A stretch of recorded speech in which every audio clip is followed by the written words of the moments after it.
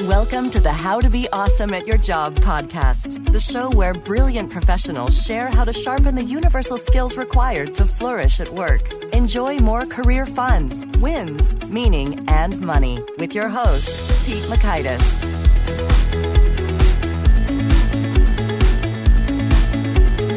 Hello, and thanks so much for joining us here for episode 158 with Michael Papanek. We're talking resilient relationships, so you'll learn 1, the keys to building resilient work relationships, 2, how to use the heat curve to achieve collective resilience and innovative breakthroughs, and 3, ignored, overlooked, yet critical ground rules for meetings. So if you'd like to check out the show notes or the transcript or the links to items that we reference here, it's over at awesomeatyourjob.com/ep158. And while you're there at awesomeatyourjob.com, I encourage you to check out our cool resources. My favorite, underloved, is the magnifying glass, which just lets you search across 156 episodes of transcript goodness.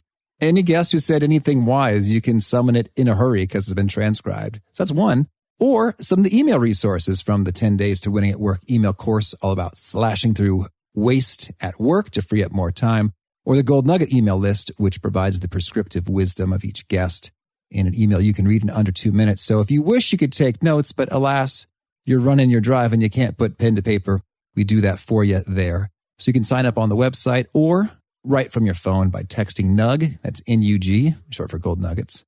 You text NUG to 444-999, and then you're all set. Here's Michael's story. Michael Papanek specializes in leadership consulting and providing strategies, tools, and skills to enact change.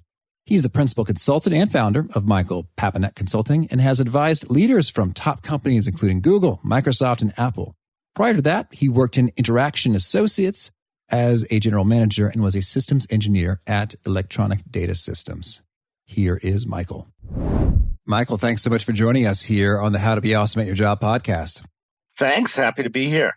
You know, I got a real kick out of, as I was doing my research, I learned that you are the grandson of Kurt Lewin, called the founder or father of social psychology. And I remember in psychology class, my teacher said, I've heard that name pronounced 3 different ways. I don't know if it's Kurt Lewin, Kurt Levin, Kurt Lewine, Kurt Levine. So first, can you set this story straight? How do we pronounce this great man's name?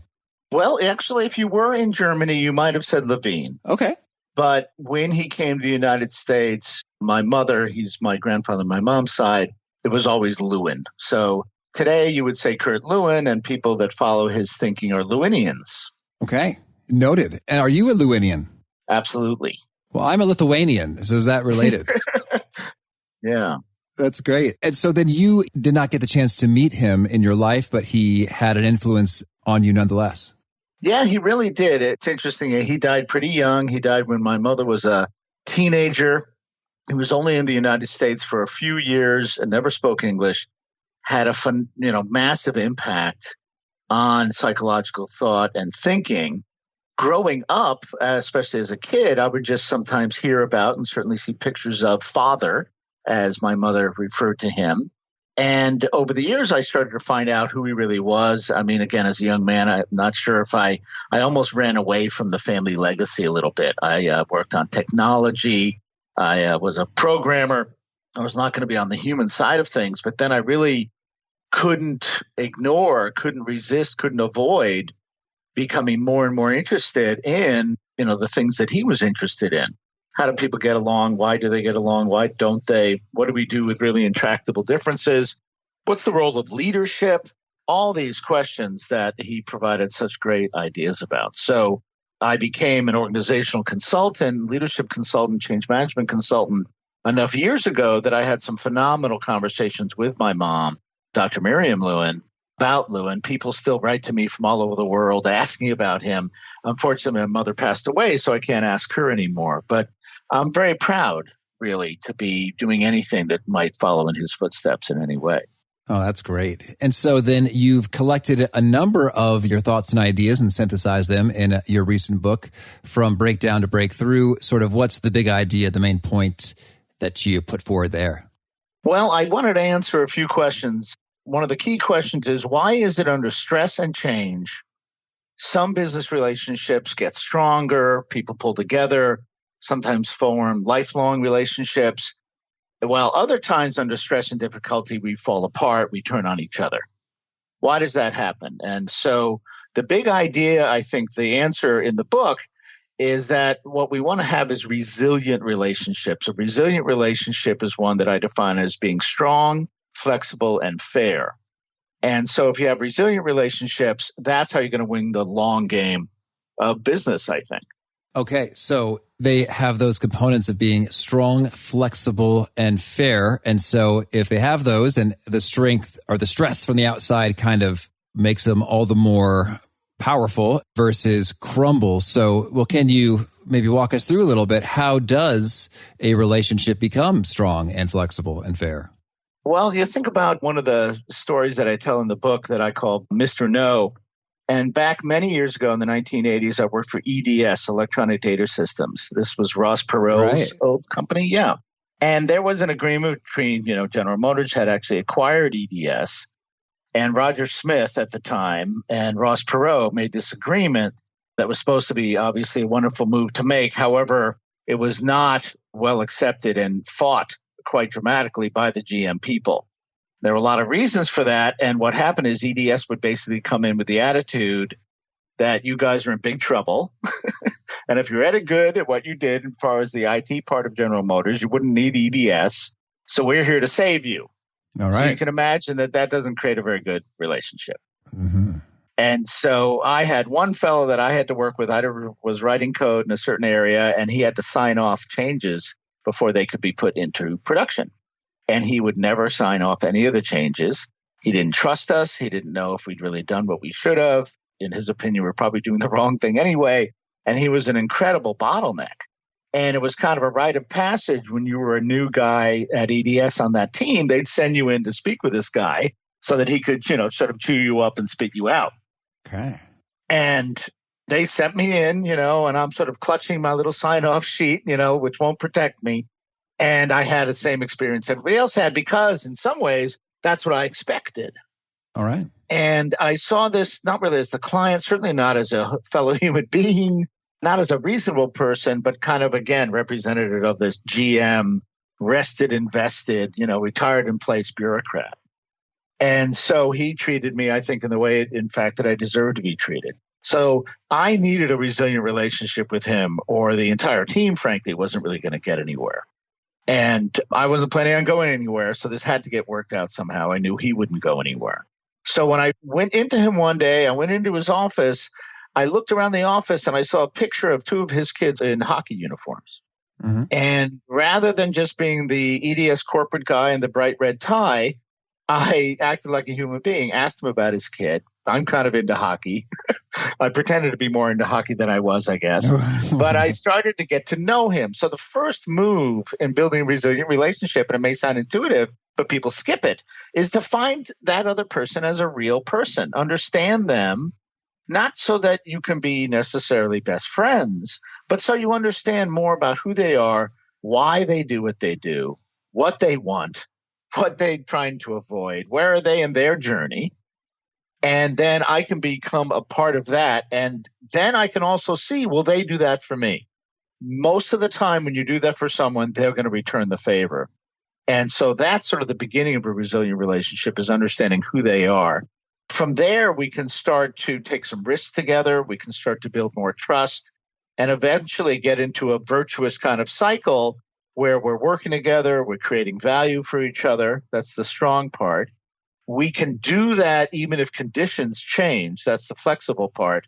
And the energy that people are putting into the business relationship and the rewards they're getting out are reasonable, are fair. And that's the fair part of strong, flexible, or fair. Okay. And so it all starts with being interested in that person as a fellow human and with normal interests and values and needs and families and all that. That's right. And a business they're trying to be accountable for, they're trying to accomplish something. And if we can understand more about who they are, ironically, people won't tell you the truth about what they really want because they might be used to people using that against them. Okay. So it's ironic. You'd think, well, we ought to just tell each other what we really care about, and then we could meet each other's needs. But too often that's really hard to do. And so again, taking this first step is really an act of leadership. that many business people, frankly, don't experience a lot.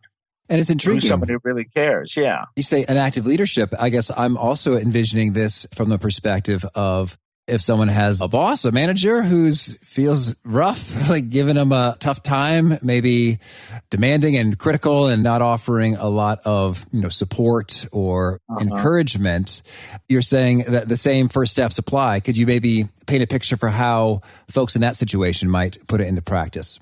Yeah, well, I'd say one of the first things I'd say to anybody in that situation, and I hope this isn't the case, but they have to be open to the idea that maybe this business relationship won't work out. Okay. So we don't want to lose a job. It's very important to have a job and meet all the responsibilities that you're trying to by having that job. But I found over the long term, if you have the mindset that says, well, I've just got to take this or figure this out somehow, no matter what, I think that's limiting. Okay. I think it's better to say, look, I'm going to try really hard to work for this person. There are other reasons why this job makes sense, et cetera. And I just have to know that I may not be able to do it and keep myself intact, follow my own values. So one of the first things that I think people need to realize in a situation like that is, as bad as it is, and as complex as it might be, you might have a choice that you don't realize. And I think having that choice in mind lets you act a little more powerfully. I would try to take those steps with the manager like that, where I try to find out more about why they're behaving the way they are. Again, just so I can understand it. Again, it might be so difficult. They might be such a difficult manager or boss that it's pretty hard to get them to change their behavior. But I'm never going to change somebody's behavior if I don't first know what's driving it. So if the individual can think about, okay, if I want this relationship to work, I've got to understand my boss, even if it's not a pleasant situation or somebody that I like. So that's sort of the first step. Let's build an awareness so we can form a theory or a point of view that says, here's why that manager is doing what they're doing. Based on that, we can try to take actions. But eventually, you're going to have to take the risk, probably giving feedback to that boss before you go elsewhere or take other steps. Mm-hmm. So I want to know at the end of the day, have I been fair? Have I treated this person the way that even my manager have I treated them a way that I would be proud of? And then if they don't respond in kind, maybe I'm going to take my good work elsewhere. Okay. And so then I'd like to hear when you say you want to get a sense for why do they behave the way they do? Right. I mean, I guess there's sometimes you can just directly ask, but other times you probably don't. Like, why are you always ragging on me? That probably won't go over so well. Do you have any sort of scripts or favorite phrases or questions that help get the ball rolling here? Yeah, I think you will have to take a chance and say that you're not happy with something. So Why would I ask unless I can say to the boss, the way that you gave me that assignment last night, I didn't appreciate some aspects of that. Can I talk to you about it? Okay. And if they're like, no, I don't really care, I don't want to hear, then like I said, you're learning as you go. One of the main ideas from the book is action learning, which is, again, a Lewinian concept, which is if you want to understand something, try to change it. Okay. So if I can't just directly say, I didn't appreciate the way you gave me that assignment yesterday, then I'd have to describe what I didn't appreciate it. Why did that happen? Or what do you think about that? Or, do you understand what I mean? Then you can get hopefully an answer. If you can't get that answer, then that tells you something about this leader and that they're going to be difficult to work with if you can't build awareness. So the first step in changing anyone, is to have a shared awareness. Or else there's really, you're kind of dancing around the problem. You're not really taking action. Then based on how they react, you get a better sense of, but that's really the script. Here's what you're doing. Here's the impact it has. Mm-hmm. May I ask you about it? But there's it's not okay with me must be said in some way. Right. So that they can understand, and again, a lot of people go, oh my goodness, I was stressed out. I shouldn't have taken it out on you. I never want you to feel stressed like that at work. I'm glad you said something. Yeah, that's a good leader. We're all human. If somebody says, well, you just need to, can't stand the heat, get out of the kitchen, then at least you put a marker in. You mentioned it once. Then if it keeps happening, you can mention it again. And then they're not great choices. But the thing that I like to say sometimes to clients that are dealing with difficulties, and, you can have a difficult boss no matter who you are, including the CEO, is I like to say that I'm not against anyone, but I am for myself. All right. So I don't need to control everybody else. I don't need to tell everybody else what's right or wrong, but I have some standards and values and beliefs for myself, and I must stand up for those because I'll tell you the truth. I don't care where you work. Nobody else is going to stand up for you but you. All right. Most companies will react well to that, but you've got to do it. Well, and so I'm wondering then, as you've worked with, many marquee clients and individuals at those companies with regard to some of these issues, I have a hunch that the fear associated with going there is probably disproportionate to the odds of having a positive outcome or conversation. I know this is hard to do, but if I could put you on the spot and say, approximately how often are folks pleasantly surprised by this exchange versus like, oh man, I got an earful and I kind of would have preferred to have not done that. Yeah, it's what we call a CLM, right? A career limiting move. Yes, the infamous career limiting move. Well, yeah, you're certainly putting me on the spot. I've got to say, first, there is a little assessment. Is it safe? We look at managers. One of the things that it's very important for managers to be aware of, or anyone to be aware of, is pattern establishment. So you're going to establish patterns with your colleagues, with your customers, with the people who work for you, with the people you work for. If other people get their heads bitten off, if other people end up getting punished in one way or another for trying to give some sort of a feedback to the boss, then that tells you a lesson and you don't need to make a mistake and just kind of become the next one to face the consequences. Okay. Having done sort of the most basic assessment of safety, I would say 75 to more % of the time people are happy. Okay. And somebody had to act like an adult in the situation. Again, what's my intention when I bring it up? Am I trying to be fair? Am I trying to serve my own needs without necessarily trying to counter anybody else's needs? Do they have to lose for me to win? So if my attitude is right and my intention is right, then the percentage goes up much higher.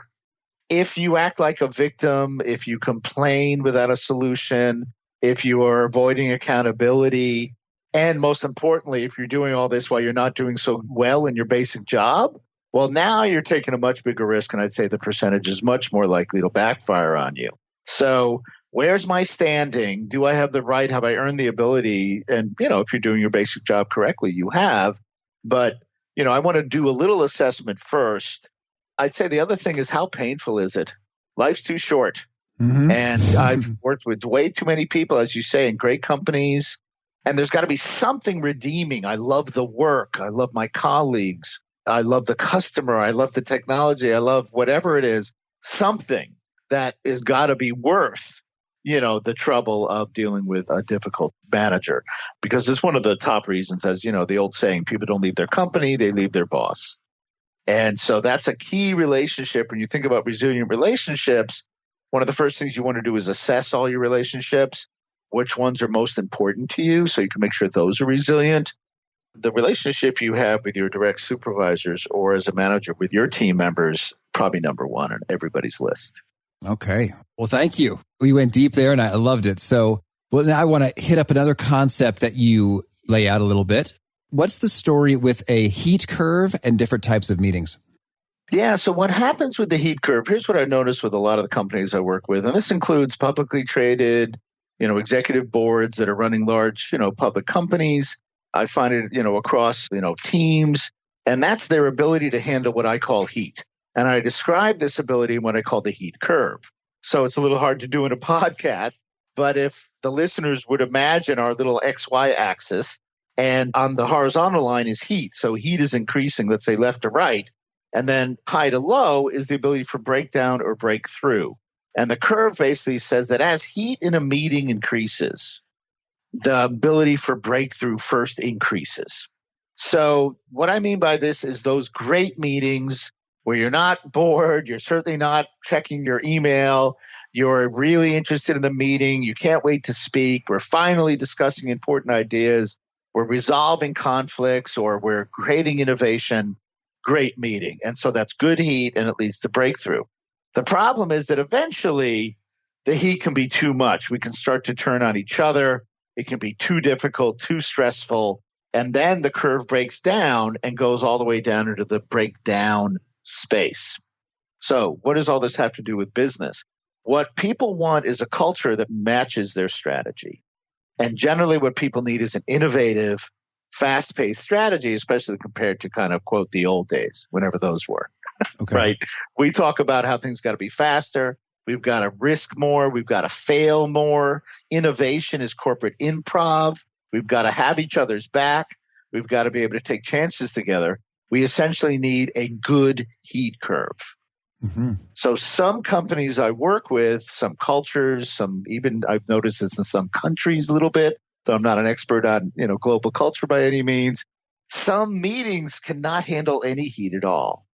You've been in this kind of a meeting where as soon as anybody says something controversial or barely controversial, somebody says, let's take that offline. Ooh. Right? You've been in those meetings, or the boss wrinkles his or her eyebrow. Literally a micro expression can shut off all conversation in some cultures. That's a heat curve that at the first sign of heat goes bam, right down past into breakdown. And so what I do with a lot of organizations is help them shift their heat curve up and to the right, if you can kind of follow the visual there, which essentially means you have a climbing heat curve that doesn't drop off as soon. As eventually, I'll give you an example. Again, I'll leave the name of the company out, but it's a very large, publicly traded consumer products company. They've been very successful, but they were much slower in product innovation than their competitors, literally on the clock, on the calendar. It was costing them a lot of money. So they needed to be much faster, more decisive. The problem was that created a lot of heat. People were used to managing risk. They had what they called a nice culture, and therefore they had nice meetings. The problem with the nice meeting is as soon as somebody said, how can you say that? Didn't we try that in the product 2 years ago? And it's not, why would it work now if it didn't work last time? Now that to me is a really good strategic question. Why should it work now if it didn't work last time? But the guy who ran that project 2 years ago, who's in the room, that was his baby and he did everything to make it work. He's going to take that personally.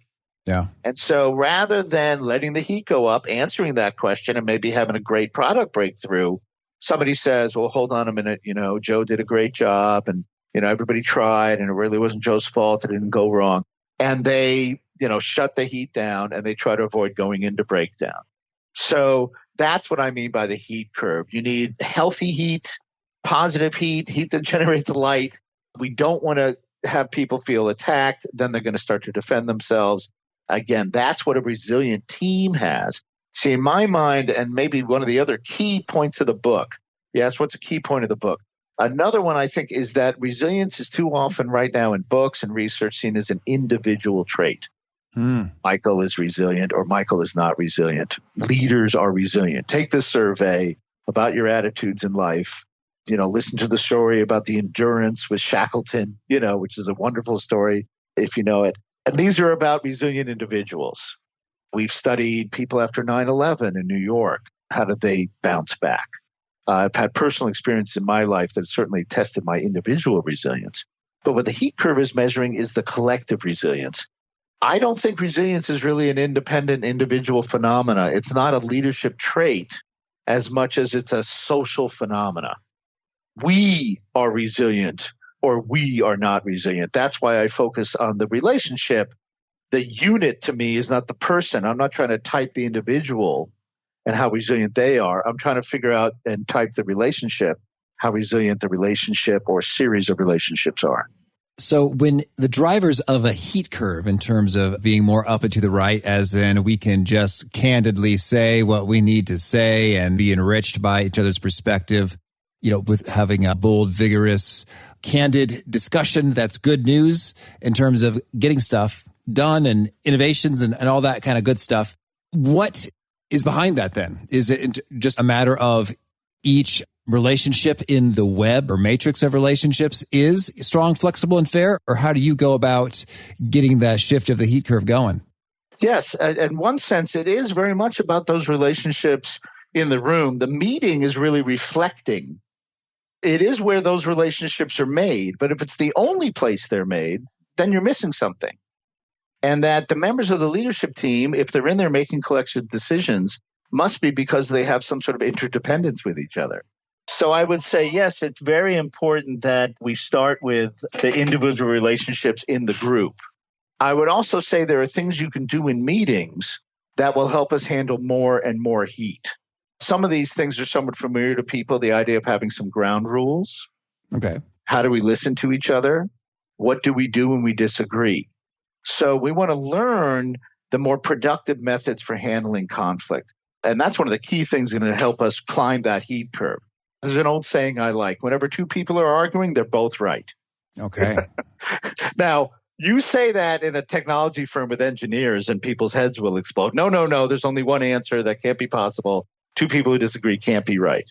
But if I think about it that way and I say, what is right about what the other party or group is saying? How is that right, at least for them? Mm-hmm. What are they solving for?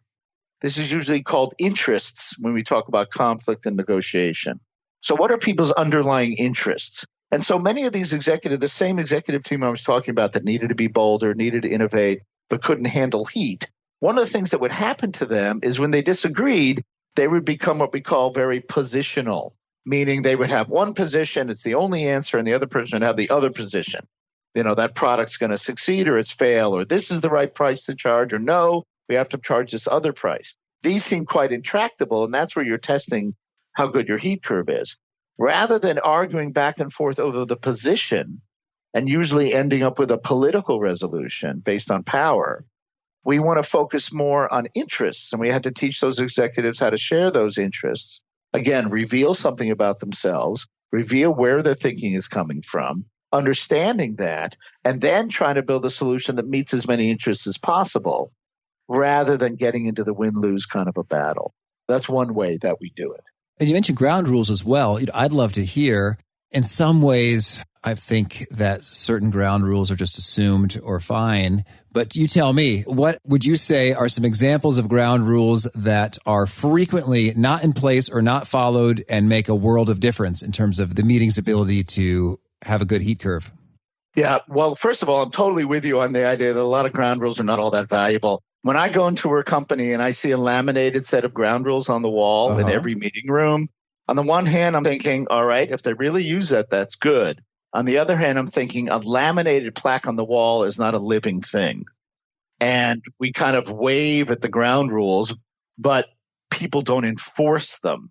Okay. So there's what rules you have, but almost more important than that is what happens when they're violated? Does anybody do anything? Does anybody say, we have a ground rule about letting people finish, or we have a ground rule about listening before providing a counterpoint of view? I don't think you did that just then. That's a moment where you really have a good heat curve. If someone can say out loud in the meeting, hold on a minute, we have ground rules here. Either they're not real or you just violated them. All right. And you get to call me on it when I violate the ground rules. And you know what? I probably will. Why are the ground rules there? Because they're typical errors we make. They're rules to try to avoid those typical errors. That's why don't have if your meetings are perfect, then I guess you don't need ground rules. Oh, well said. Typical errors we make. That's why they're printed. Yeah, they should be. That's why, right? Hey, guys, we usually run over. Okay, let's have a ground rule to stay on the agenda timing. I mean, that's a very simplistic, tactical, not a very strategic ground rule. But again, following them, there's a lot of companies that used to have them, but they didn't work for them. So they abandoned ground rules, not because ground rules are a bad idea, but because nobody enforced them. Essentially, they're working agreements. They're aspects of our culture.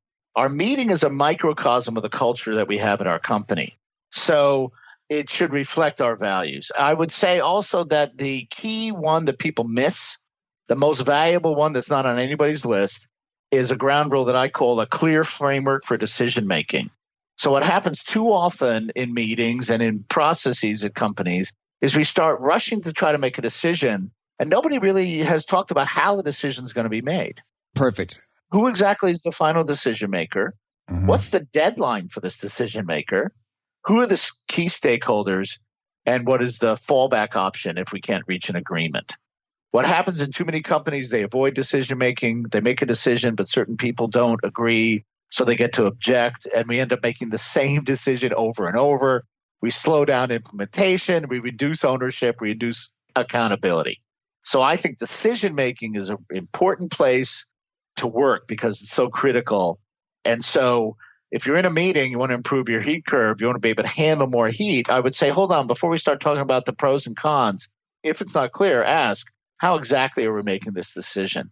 Sometimes we don't have to agree if we've already, clarified, what, we're all giving input to Mary, and Mary's going to make the final decision. So after a certain point, we can handle that heat because we don't have to agree. Now, Mary's going to have to figure out what to do based on the input. But having meetings where consensus is implied but isn't really how we're going to make a decision, that is really damaging. So don't pretend it's consensus. If you don't know how the decision's being made, then you don't know how to participate. So find out. Oh, Michael, this is so good. Absolutely.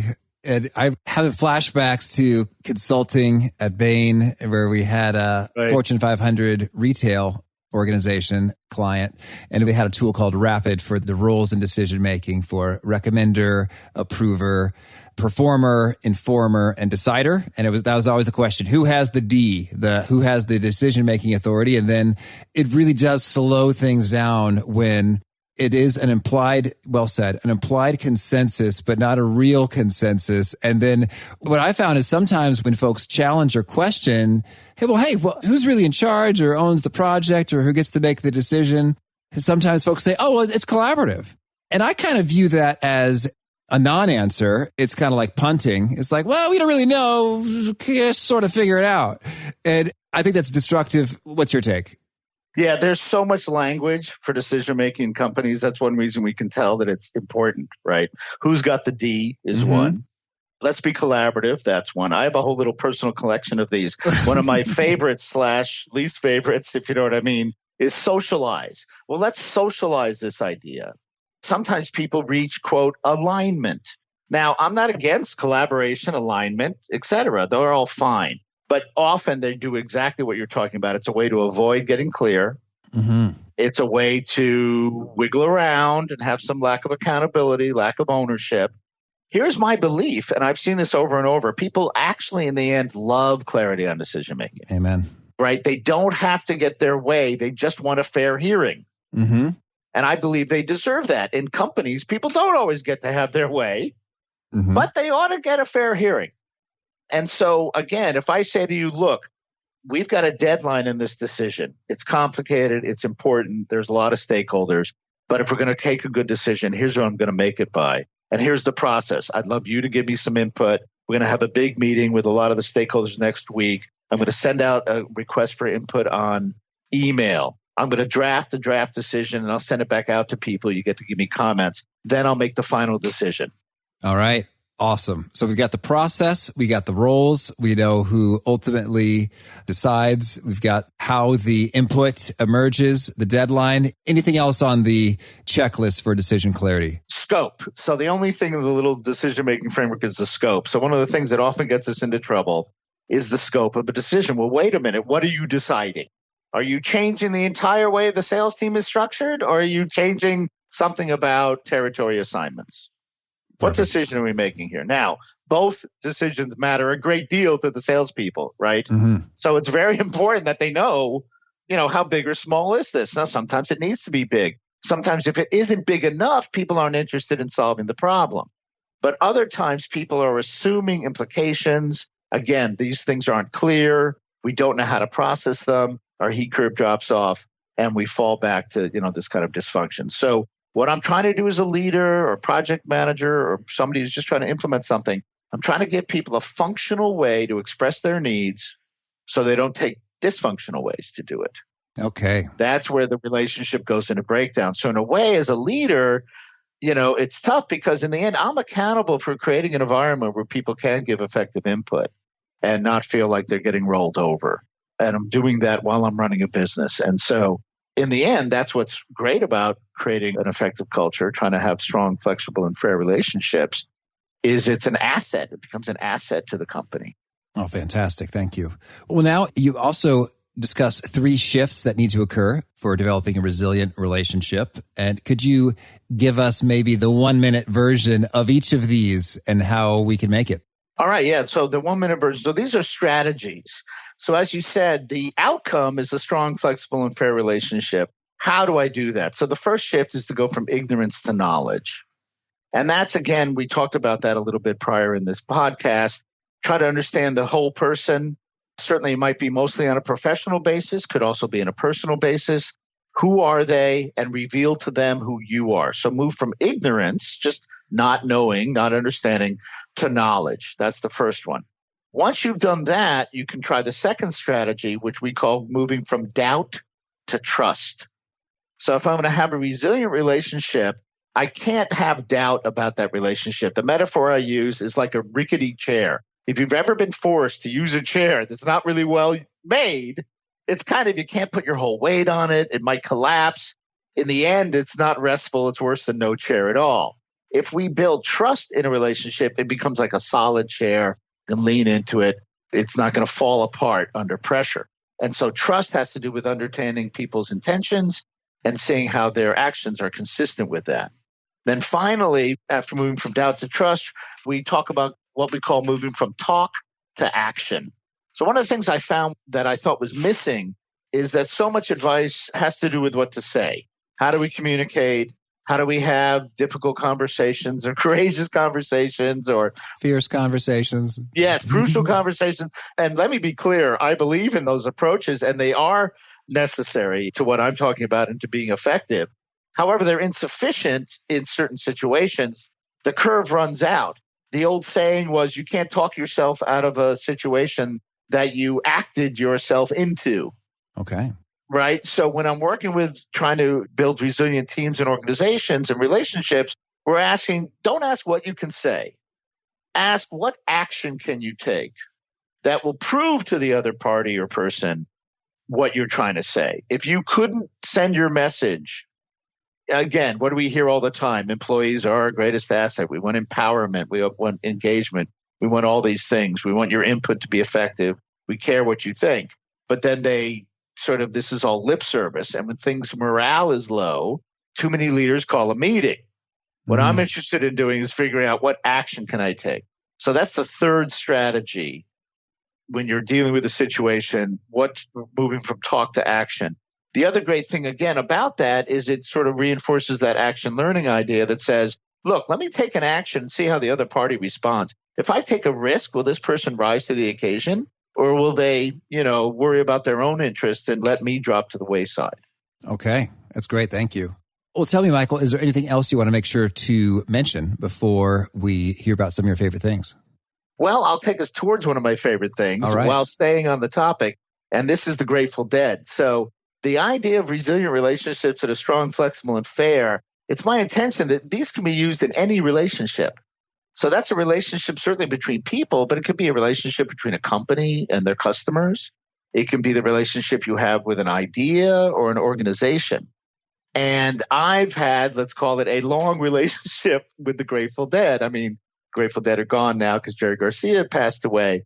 But I started attending Grateful Dead concerts as a very young man and went on for decades doing it. And I was not alone. Their fans were the most loyal. This is a band that made record amounts of money on the road that only had one hit single in their entire time.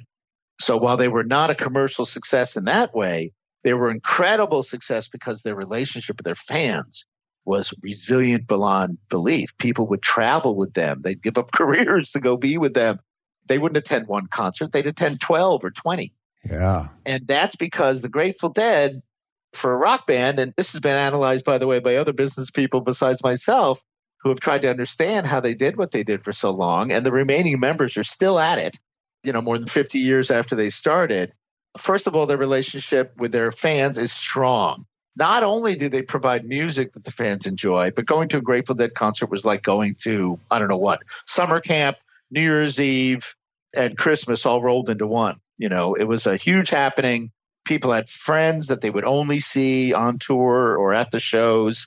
People sold their wares. There was a huge thing in the parking lot. So people got a lot of value from being a Dead fan, even beyond just the music. Flexible, they played everywhere, and they provide many different ways to get tickets so that if you were really a fan, you were highly likely to be able to see them and experience them and even get a good seat. And then finally, they were very fair to their fans. One of the things they did that really nobody else does, except for a couple of bands, is allow taping. So for many years, if you got the right kind of ticket, you were allowed to go to the show and literally record the show and then share that recording with anybody you wanted. This is their product, and they were giving it away for free. The only requirement they have is that the fans couldn't make money selling the music. And that, again, continued kind of to build the fan base, and people who couldn't be at shows could hear the shows. It made them want to go even more, created all these more relationships. So just a little bit about one of my favorite bands and how they were so resilient with their fans. Oh, that is a nice little case study. Thank you. And so now could you share with us a favorite quote? I'm going to go ahead and give you a Lewin quote. There's nothing more practical than a good theory. Oh, thank you. And how about a favorite study or experiment or bit of research? They did a study that found that people, there's a lot of talk about, saying my goals out loud. They did a study that said the people who announced they were going to lose weight actually were less likely to lose weight than the people that didn't tell anyone. So I thought that was interesting. The reason they believed, their theory was that they got a little reward from telling people. This reward reduced their desire to do the actual thing. Gotcha. And how about a favorite book? I'm going to go way back to a classic of organizational development by Will Schutz called The Truth Option, which I just think is an amazing title for a book. There is that option. One of several. Yes. And Will Schutz, you may or may not have heard of him, but he was another sort of pillar of organizational work here in the San Francisco Bay Area for many years, very focused on resilience. I'll sneak in another favorite quote from Will Schutz, which is, you can't go anywhere new until you tell the truth about where you are. Okay, thank you.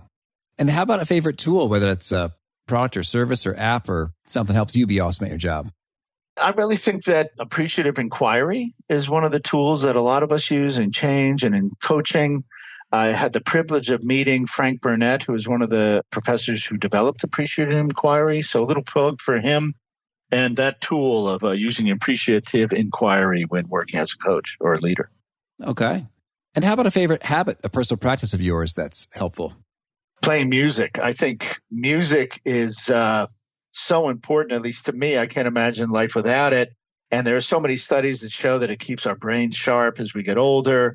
I can entertain myself, but most importantly, again, music is a social activity for me. I've got my own little band, and we play and perform and build such great connections. And I think if it's such an important regular practice, it activates so many parts of your mind, your body, your soul. Oh, thank you. And how about a favorite nugget, a sort of articulation of your message that really seems to resonate and get folks nodding their heads and taking notes? What you resist persists. So the idea is that, again, every time there's an argument, both sides are right. It's sort of another way of saying the same idea. If I push hard against something or someone, usually they're going to push hard back.